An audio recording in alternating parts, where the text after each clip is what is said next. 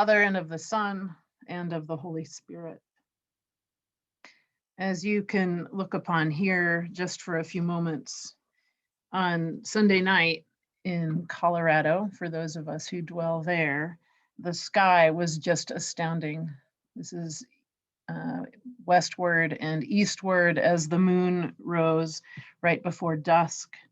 I went out to pick up some tacos, some comfort food for me and for the member of my household who was in King Soopers last Monday and who escaped terrifyingly out the back door at the behest of calm and well-prepared employees. The sky and creation proclaimed a beauty and a glory, and I could hardly stand it. I was almost mad. How dare there be such beauty when my heart hurts so much? How can it be? The sun, the stars, the sky, the clouds, the light, so perfect, so mysterious. I have felt like this before. I imagine you might have also in times of deep grief. It is both a yes, please, I'll take any beauty I can get, and please, no, it's too much. My heart can't stand it. Jesus said, very truly, I tell you, unless a grain of wheat falls into the earth and dies, it remains just a single grain. But if it dies, it bears much fruit. When I hold seeds in my hand, if you got them in the mail from me, you might have them nearby. I do. I'll drop them on my computer if I show them to the camera. When I hold the seeds in my hand, they're so hard, like rocks, small. I know that in the warm, good, holy darkness of the earth, with life-giving water, they'll soften slowly and that shell will break off, that hard shell, and new life will come, miraculous and wondrous. And so I know that the balm of beauty does this to the hard and hurting parts of my own heart. It softens it in the midst of dark grief and mystery. But I also know it is true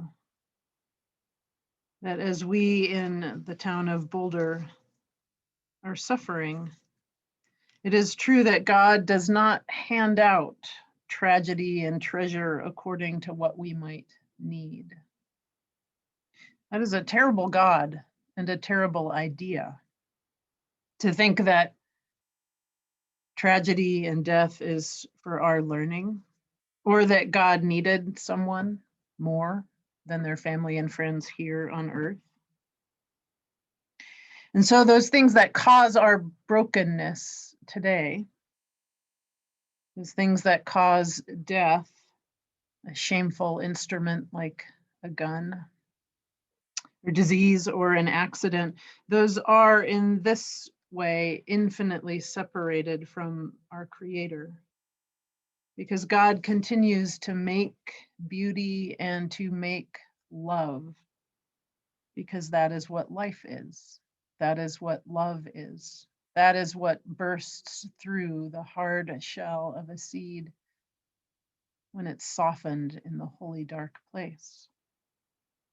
And so the question for us is not, how dare this world be so beautiful when I am so sad? It is, do I dare to see the beauty as my soul is cracked open in the shadow of death? On Tuesday in Holy Week,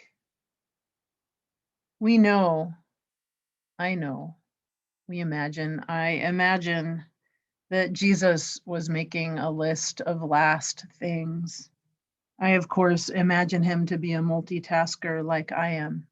Tell them to get the Passover groceries. Tell Judas, I love him. Don't be too afraid. Some things will die. Life will come again. In our town, it is the week of what ifs and last things. For some families, those last words and hugs and meals. For other people, those who survived that moment when it changed from being in the produce aisle to running for your life. So this Tuesday in Holy Week, do we dare to see the light of beauty as our souls are cracked open? I want to open my eyes and say yes. Amen. Amen.